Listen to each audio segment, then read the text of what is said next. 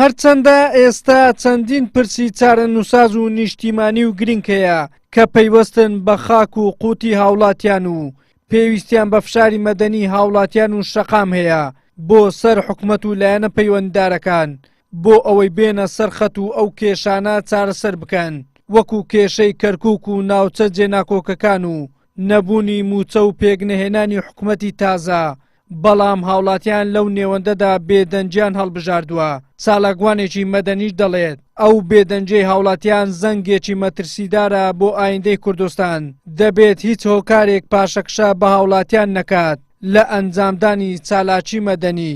خەڵکێکی تاڕادەکی زۆر لە شێوازی خەباتی مەدەنی بێئومێد بووە و ناوێت بێتە سەر شەقام و فشاری مەدەنی دروستکە. کەم پێم وایەوە بیرکردنەوەیکی ڕازنیە لەبەرەوە بەردەوام فشارە مەدەنیەکان دەتوانێت کاریگەری خۆی هەبێت، بەڵام هەم دروستکردنی زۆرێک لە فشار لەسەر چالاکان و بە شێوەی ناڕاستەوخۆ دادگایکردنیان وە کۆمەڵک هەنگاویشتر دژی ئەو خەڵکانێکەوە لە شەقام و نەخەباتی مەدەنیان کردووە.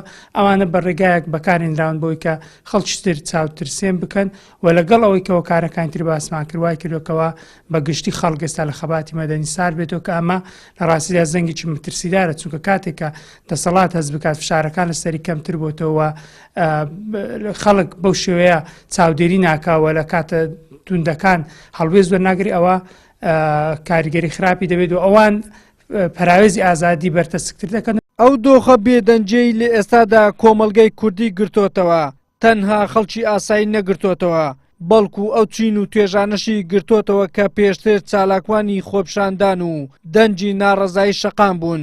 ڕۆژنامە نووسێکیش دەڵێت هۆکاری ساردبوونەوەی هاوڵاتیان لە چالاکیە مەدەنیەکان بۆ ئەوە دەگەڕێتەوە لە پێشووتردا چەند هێزێکی سیاسی ناڕزایەتیەکانی شەقامیان بۆ بەرژەوەندی سیاسی خۆیان بەکارهێناوە، بەو هۆیەوە هاوڵاتیان نەگەیشتن بە ئامانجەکانیان. ئەگەر سەیری ئێستای هەرێمی کوردستان کە لەگەر 4 سال بەر لە ئێستا کە تا ڕادەیەک جیاوازێکی زۆر دەبینین، پێشتر تا ڕادەیەک شەقام ئەجوولا بە تایبەتی موچەخۆران یا خەڵک داهاتنە سەر شەقامەکە. بەڵام بۆی ئەوەی لە ئێستادا کۆمەڵک هێز یا هەندێک هێز دەتوانین برین لە ڕابردوو هەڵوێستەکانیان زۆر تون بوو، ئەو هەڵوێستیان پەیڕەو دەکرد کە یان سپیان ڕژوەیە خود یا ژمارە 100 بۆیە لە ئێستادا ئەو هێزانە گۆڕانە دەتوانین برین 180 پلە گۆڕان لە سیاست.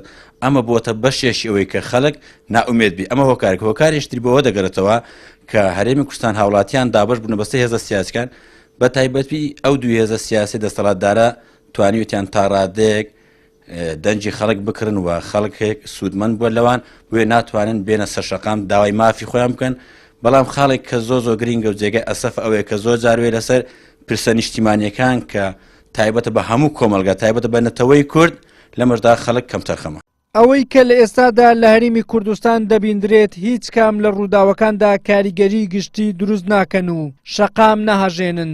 ئەمەش بووەتە هۆکارێکی بەهێز بۆ زیادبوونی ئاستی ناومێدی و ڕەشببینی لەلایەن تاک و کۆمەلگا کە لە ئێستادا دووچاری بەشێکی زۆر لە خەڵک بۆتەوە. ئەو ناومێدیی هاوڵاتیانیش جگە لە سوودی دەسەڵات هیچ قازانجێکی تری نییە.